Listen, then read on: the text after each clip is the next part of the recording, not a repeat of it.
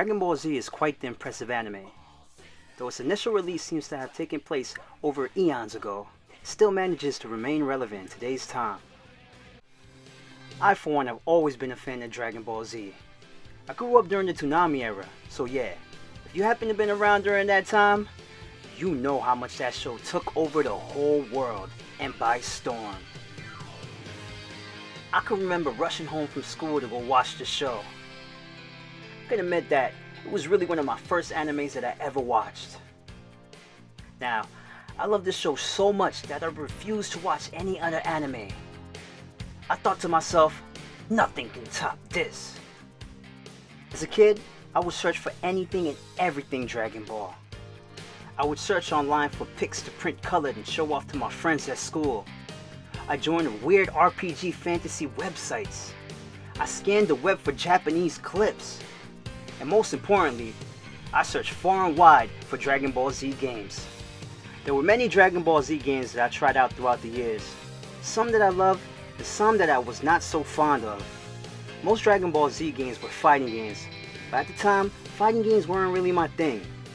I completely sucked at them, so I stayed away. I was more into the RPG genre.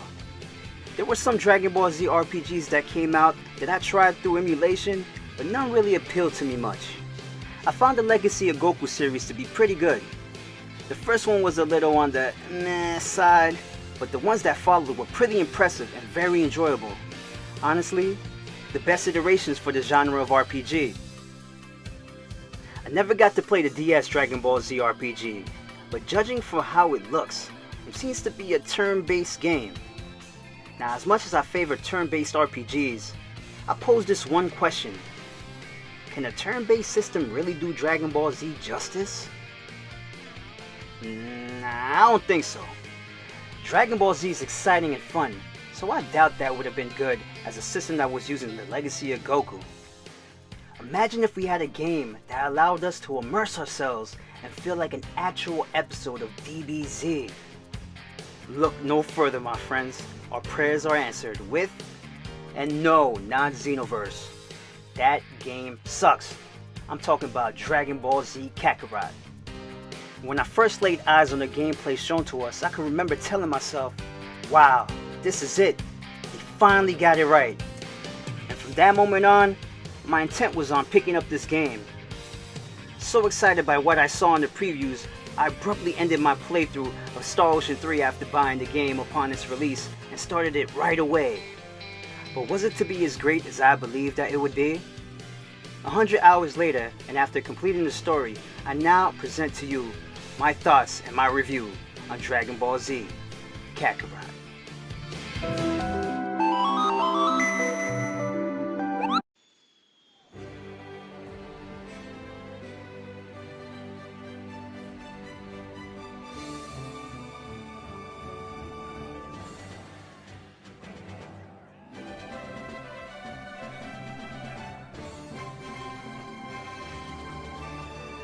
Now, I probably know what everybody else is thinking and probably dreading.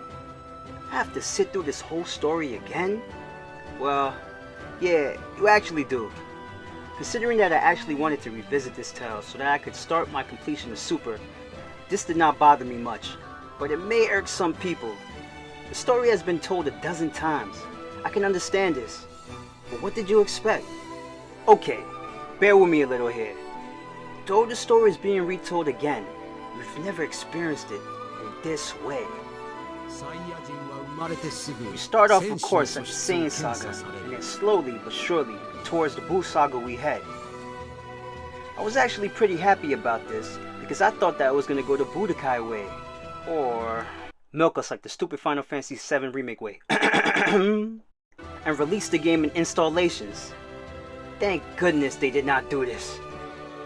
Though not everything is portrayed accurately like it was in the anime, I think that for the most part, that it was done very well. The infamous narrator between episodes returns and carries the game from chapter to chapter to the very end. And also, news of future DLC has been rumored, so perhaps the true potential of Kakarot has yet to be reached. Imagine incorporating Super into this game? Now that would absolutely rock. Only time will tell.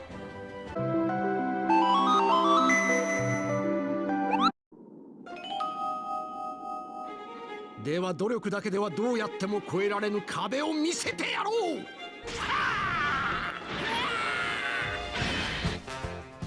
Like I stated before, Dragon Ball Z is known for its lightning fast battles and well thought out fight scenes. Now, what better way to bring that to life than adopting an action RPG style battle for the fighting mechanics in the game? Seeing how the battle system worked in this game is what pulled me towards it. Though I can't say that I'm a Xenoverse fan, the battle system in Kakarot resembles it a lot, but I would say somewhat modified. That isn't necessarily a bad thing because it goes very well with this game. I spent hours just flying around taking down foes. Combat is simple and fun. You could vanish around the arena at your own leisure to either attack foes or you could use the vanish to extend your combos as long as you have enough ki. This made me feel like an actual Z fighter. Signature moves are also here, and it's great to see them in this iteration of this Dragon Ball Z game. I also found it awesome that I could transform into any form of my choosing as I explored the world. I would feel so cool traversing the lands as Super Saiyan Vegeta, just looking for prey to crush. I do not believe that we have ever been offered an experience like this, and I really appreciated it.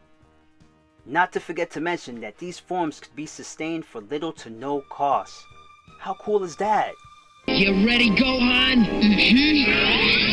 Let's turn up the heat! Gotta love it. My only real complaint about battle is that you can't choose everyone as a point character, aka leader. The not so important characters can only be selected to accompany you as a support character, and that sucks because I definitely wanted to play as Goten, and probably Gotenks whenever I wanted to, but I can't. The likes of Goten and Trunks can only be assigned to a button to assist you with a special attack. Other than that, they're just on autopilot. I also found healing to be a little tedious considering that you weren't really told that you can collect sensu beans at Corins. You're supposed to magically assume so. You can only take 9 at a time, then must wait for more. This can really suck sometimes nearing the end of the game. Lastly, it would really piss me off that enemies could glow red constantly as I Super Saiyan Flurry punched them in the face and abruptly counter me for free. This would happen again and again and it was really annoying. There was times that I would wonder when would it even be my turn to attack. Like come on, and how come I don't have a guard breaking move? Pretty ridiculous stuff, man. And why are we always airborne during fights? Other than those complaints, I'm sure that most will have a good time with the fighting system. As annoying as it gets sometimes, it can still be loads of fun, especially when you learn how to exploit the enemies as they try those guard breaks and super moves.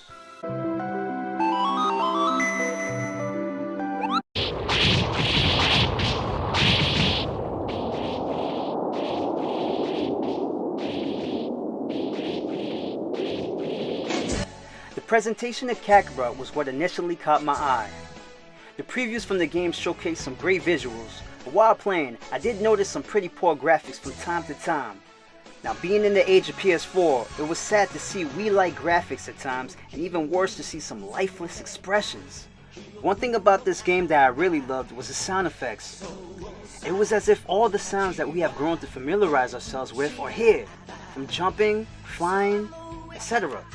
There was definitely some attention put into character specifics because each playable character has their own distinctive posture when flying and their own fighting style taken right from the show. Definitely appreciated that addition and the effort. All characters grow in skill as you level up and progress through the story, and also have a skill tree that can be used to make you become an even mightier Z warrior. Skills are updated with orbs scattered throughout the world, which I never had a problem collecting since they were everywhere. A community system is also put in place to collect character tokens and get major buffs. There are also some cool other activities to participate in as well, and you can even collect the Dragon Balls and make a wish. There was plenty to do, from side quests, which were not that bad but could have been better, to get you stronger, and the list goes on and on. I really enjoyed this game, and without doubt, I most certainly feel like it is a game more reserved for the true die-hard fans and lovers of Dragon Ball Z. Though some battle mechanics are lackluster and sometimes the graphics can look outdated, I recommend this to lovers of action RPGs because you just might find yourself having a great time. What could have made this experience a tad bit better was being informed about certain things, like Korin's sensu beans. Boo damn near eradicated me at the end because I didn't have any and I almost let the world down. And we could have been informed a little more about the creation of vehicles, but that doesn't steal away from the game that much. This is the best Dragon Ball Z RPG, and if you're a fan, you'll love it.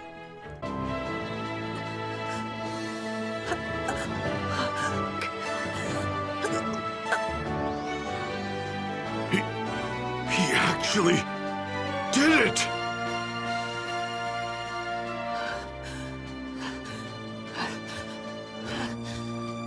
Way to go, Gohan.